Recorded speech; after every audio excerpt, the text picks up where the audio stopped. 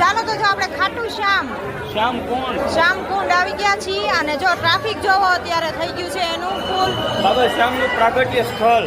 હા, જ્યાં કુંડમાં જ્યાં સ્થળ મસ્તક જ્યાં બાબાનું મળ્યું હતું એ આ કુંડ છે. જો નીચે તમને દેખાય છે.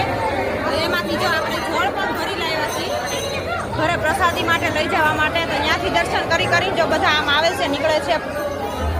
એટલું ફૂલ ટ્રાફિક છે આજે, જોઈ શકો છો તમે.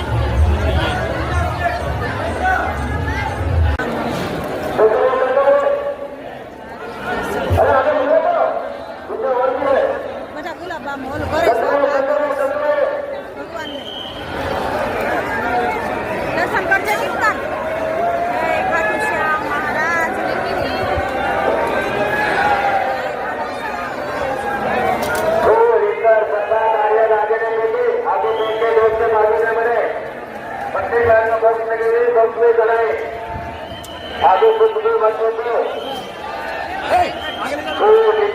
आगे